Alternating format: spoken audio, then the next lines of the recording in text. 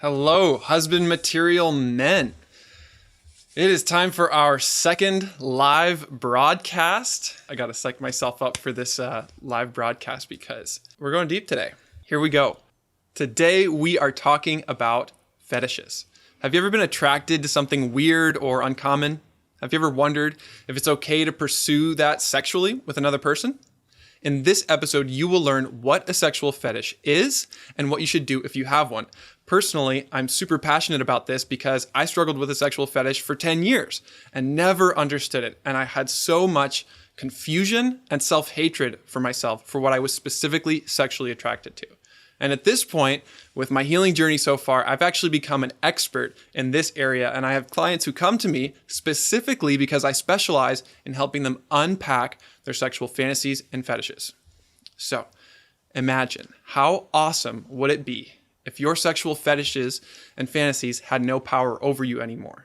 Not just that you were done with pursuing them, but that they didn't even appeal to you anymore. Wouldn't that be awesome? That's what I get to see in clients in my coaching program, and that's what I want for you.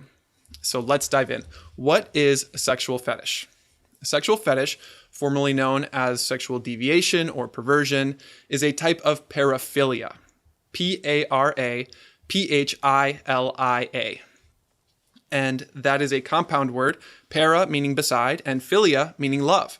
So love beside, loving something different, loving something apart from a complete whole human being.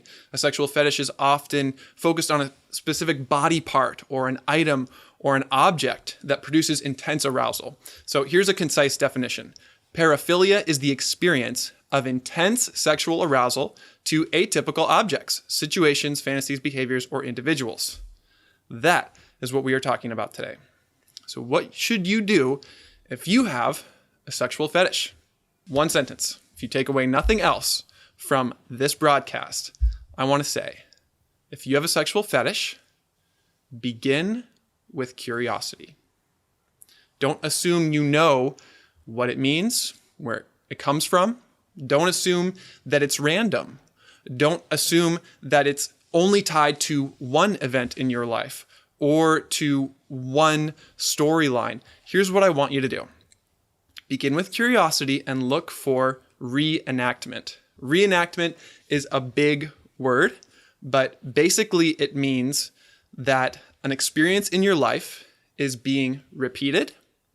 And as is often the case with sexual fetishes, it's being reversed. In other words, if you have a sexual fetish, it didn't just come out of nowhere. There's a story behind it. And so I want you to begin to get curious about the story behind your specific sexual fetish. You need to get into the soil of your story because they're always particular. The one that I have struggled with the most is specifically for orthodontics and braces.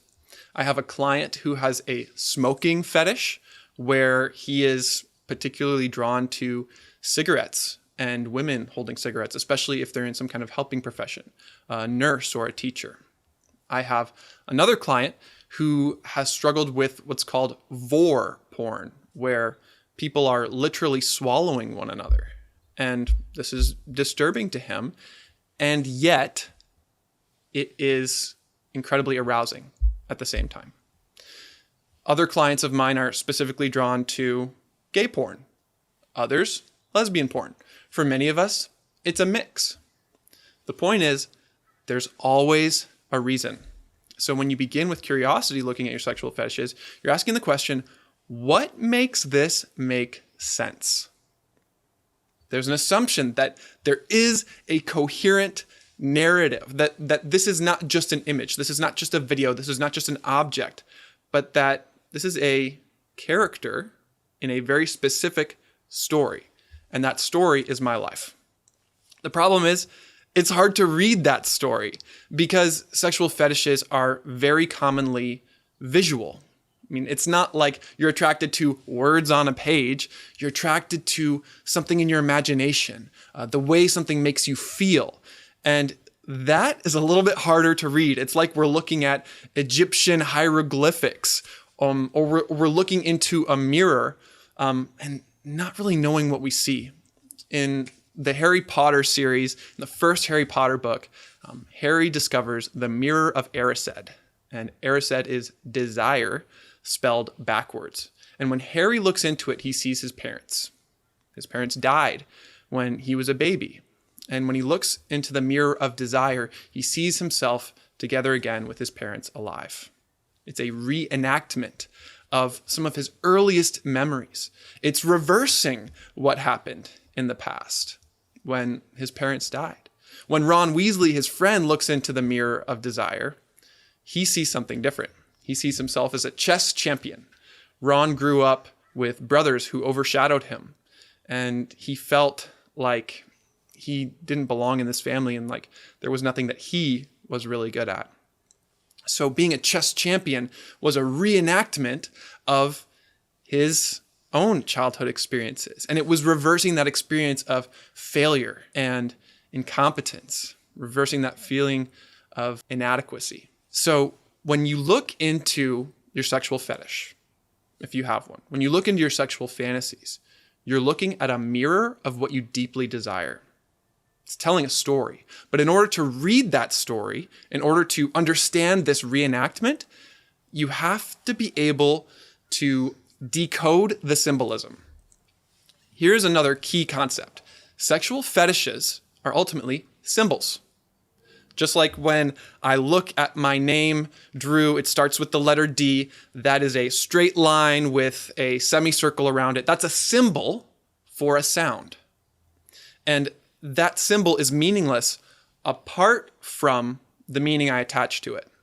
So the thing is, with a sexual fetish, there's a specific meaning attached to it.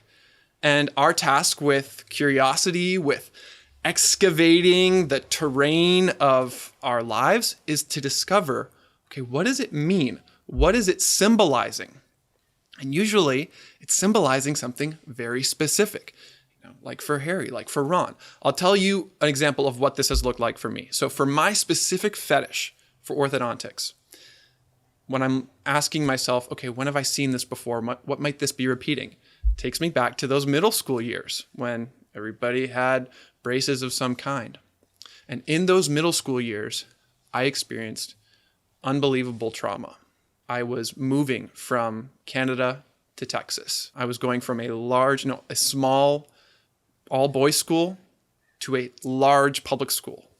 I was going from a place where I had friends, I was feeling like I was successful, I was enjoying life, to a place where I hated life, where I wanted to escape life, and a place where my sexual development got stunted. And in that place, in this large public school, surrounded by scantily clad young girls, my development stunted. And what I wanted more than anything was to have my first kiss. So there was an oral fascination there. And that actually goes back to trauma, intrusive sexual touch. So mouths were a huge part of my arousal template. In other words, my frame, your arousal template is a cocktail of all the sensations and attractions that are specifically powerful for you.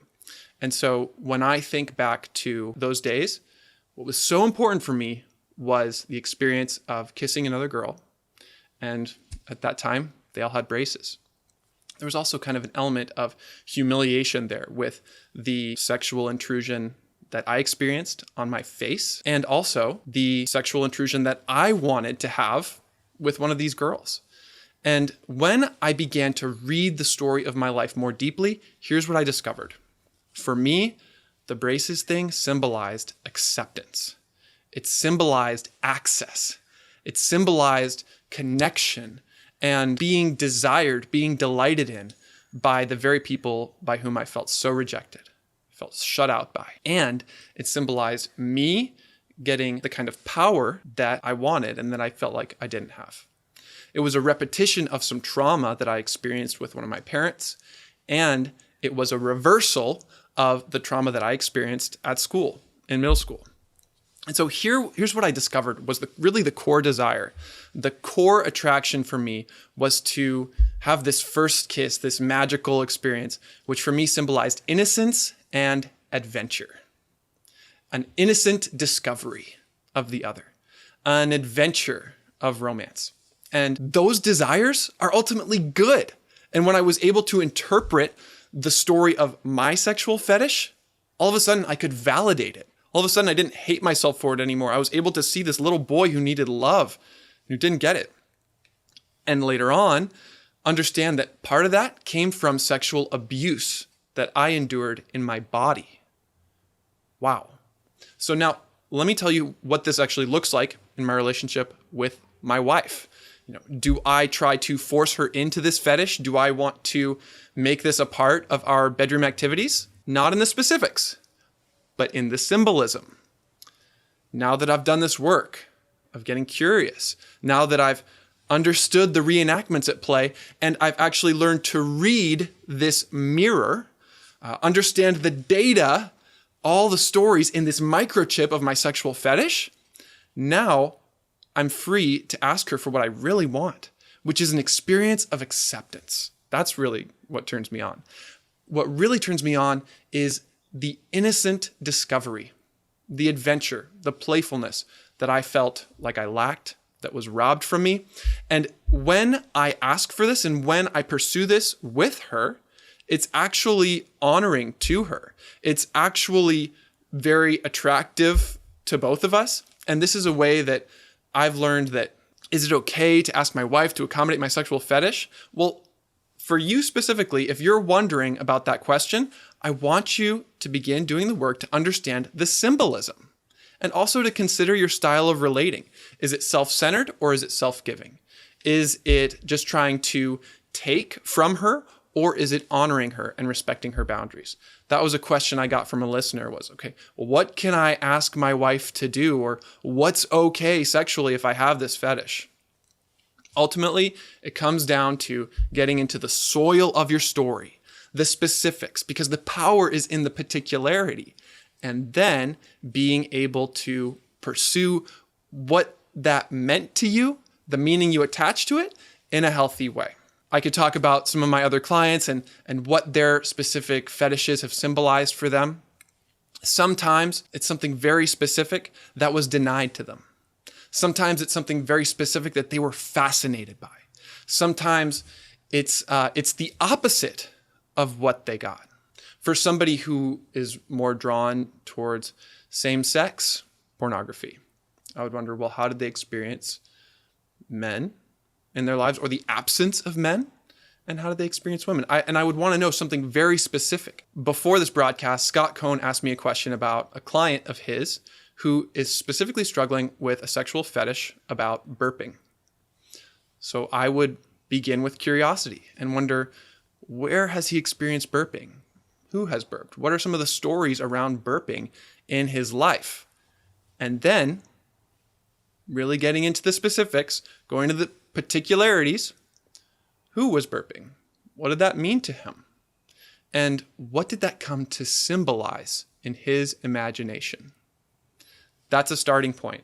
And once you get some headings, then you can experience the beauty of being able to let that curiosity turn into compassion. Because in the end, it does make sense. You can appreciate the heart, even behind your most twisted fantasies, when you see the story behind it.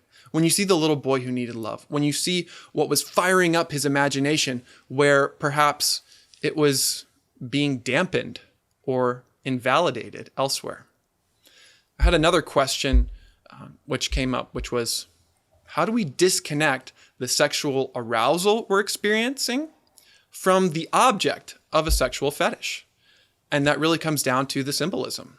This object is symbolizing something. And when you can learn to read the story behind it, see through it, then you can find out what it was for you. For me, it was innocent discovery, adventure, acceptance. And I'm sure I'll discover more as I continue to excavate the soil of my own life story. Before we continue, I just want to say this is not easy material. So I appreciate you sticking with me through this. And I wonder what's coming up for you right now. I wonder what sexual fetishes or fantasies you might find disturbing, where you could be invited on a journey of discovery. There is so much grace for us in our sexuality that God gives, that we can give to each other. And my prayer for husband material is that this would be a safe space where we can enter each other's stories with curiosity, with compassion, break the power of self-hatred, and become sexually healthy men of God. If you want to get a little bit more training about how to understand your sexual fantasies and fetishes, go to sexualfantasyframework.com for a free course I put together on this with Jay Stringer, an amazing Christian psychotherapist who also specializes in healing unwanted sexual behavior. Guys, I'm going to open up for questions right now. The floor is open. What questions do you have about sexual fetishes in general or something specific? Craig is asking, what if the fetish happens before puberty? Craig is saying, I experienced it around 6 or 7 when I woke up with an erection. There's a story there, very specific narrative. I would want to know what happened the night before, what happened the rest of the morning. I would want to know more about the specific item, object, particular person in order to be able to access more. The power of this work is in the particularity. The more detailed you can get about what is specifically attractive to you, what is specifically arousing, is significant. And this is the opposite of what we tend to do in our sexual accountability groups and in our purity prayer partners. We will talk about all the ways we are avoiding sexual activity or not. Very rarely will we actually get specific about, okay, what did you enter into the search bar when you were searching for porn? What specific aspect of this video was most pleasuring to you or most fascinating? When did this begin? What was happening in your life at that time? These questions are not optional. They are foundational if you want to actually get free from the battle of fighting against your sexuality. Part of what makes porn so hard to quit is that you can't avoid this battle as long as you're fighting it.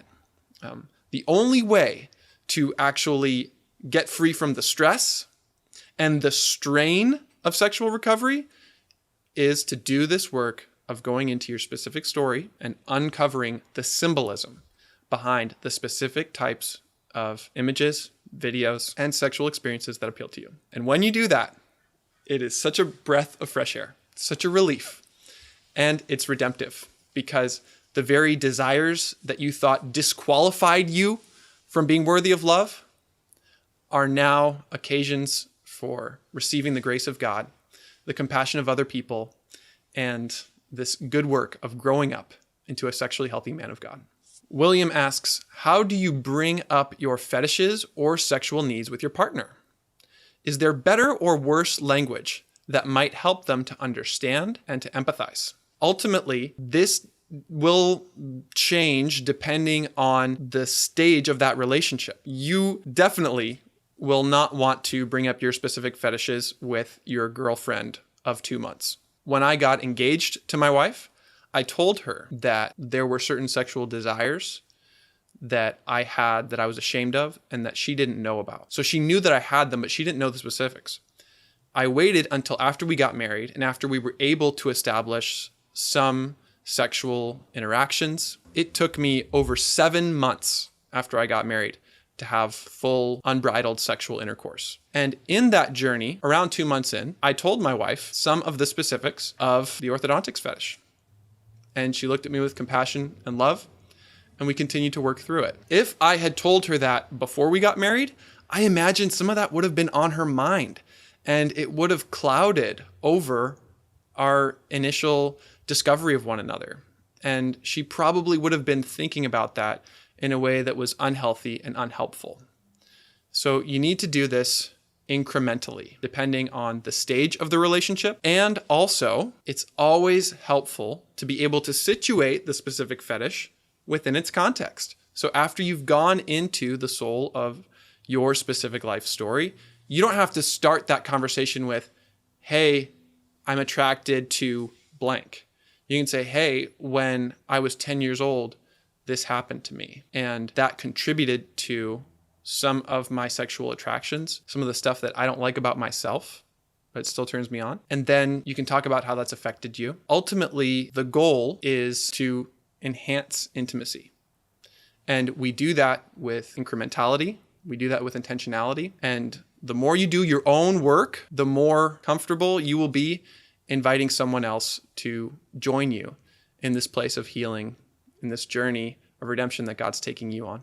Scott says, what do we know about the propensity of males versus females to have fetishes? I found the exact same thing that Scott told me earlier, which was that earlier in a comment, Scott said that some research has shown that men are more likely to have specific sexual fetishes than women, which makes sense because men tend to be sexually stimulated more visually, more physically, and transactionally than women, for whom it's more emotional, it's more relational, it's more contextual. Part of the reality of a fetish is that it's something removed from its context. It's been separated from the whole. It has been isolated and fixated upon, which is more of a male tendency in general. It's easier for our brains to compartmentalize. It's easier for our brains to fixate and hyper-focus apart from the background of a given scenario. One guest is saying, my fetish exclusively involves men. There's a reason for that. And I want to be really careful here, not to say that any kind of sexual preference and attraction has roots in your life experiences. This is not a blanket statement saying, I am certain that if you struggle with same-sex attraction, you were traumatized as a child. Not saying that. So the fact that you might like boys, you might like girls. This is not necessarily the result of wounding childhood experiences. I've talked about how my specific sexual fetish has been discovered to involve traumatic contributors. And I'm not going to say that the trauma caused the fetish. I will say that it was a strong contributor. And that's one posture that we need to have when we are going through this work of processing our past, is not to blame it on anyone in particular, but to be able to name it with all of the people and all of the past events that have made us who we are today. And some of those events involve pleasure. Some of those events involve pain. And oftentimes there's a kind of fascination and fixation that is mixed with disgust and the interruption of normal development. When we have an experience of being overwhelmed, of being helpless, being betrayed, or of experiencing intense pleasure and pain at the same time, there's a strong likelihood that it's going to affect what we are sexually aroused by. There is so much research that has shown our brains can change. I'm not saying if you have a sexual fetish, you need to go to reparative therapy, where if you are attracted to other men, all of a sudden, in the end, you'll be attracted to women. What I am saying is that what you find to be arousing and what you find to be incredibly sexually stimulating is not static. It's not rigid. You can think of sexual fantasies with a few different metaphors. In this episode, I've talked about the mirror of Erised, the mirror of desire. You can see it as a mirror showing you what you want most deeply based on the unmet needs you had as a child. You can also understand your sexual fantasies as a knot. This is something I got from Nick Stumbo from Pure Desire Ministries. He said that your arousal template, the specific cocktail of sexual images, videos, particular people, and things that turn you on, it's kind of like this big ball of yarn, and it's really tight. And as you begin to pull out the threads of the stories that are connected to it, it can loosen up a little bit. You can actually maybe see through it to what's on the other side, and you can work with it more flexibly. There is so much room for us to grow and for our little knots and twisted puzzles of sexual desire to loosen up and begin to move so that we can work with them and lead them in the direction that we want to go. Ultimately, if you are actively struggling with a sexual fetish, I want you to know that this healing process requires relationship. We were wounded in relationship. We experience arousal in relationship. And so we also need to experience healing in relationship. And you can do that with allies. You can do that with guides. You can do that with experts. You can do that in our Husband Material Facebook group. You can do that in some of our group coaching that's available. You can also do that in individual coaching, or you can find a therapist who specializes in this area. William says, I think most people find it embarrassing to bring up, especially for the first time. A huge, huge step in this journey is simply admitting to yourself what is actually attractive to you, no matter how disgusting or disturbing it may be. And then an even bigger step is to admit to one safe person who you trust that this is actually what you're attracted to. And then it's an even bigger step, like what I'm taking, to share about it publicly. And once again, the key here is incrementality and intentionality. Don't force yourself to do something that feels frightening, that might actually re-traumatize you. Take baby steps. Even just listening to this podcast, even just watching this live episode is a step. So I want to honor and celebrate you for that. This is embarrassing. This is laden with shame, and the enemy has capitalized on that. He loves it when we are silent about these topics, because then he is the only voice in our ears. So we need another voice saying that our sexuality is good and beautiful, and that our desires, however twisted, however corrupted, are ultimately and fundamentally from God. And when we can discover the symbolism behind our sexual fetishes, we can embrace that not just intellectually, but emotionally, and truly feel that the fetish, the fantasy, is ultimately an invitation from him to pursue what our hearts truly desire in the end. And I'm continuing to do these live broadcasts once a month in the Husband Material Facebook group. I look forward to seeing you all next month in August for our next live broadcast. You can join the group at husbandmaterialmen.com.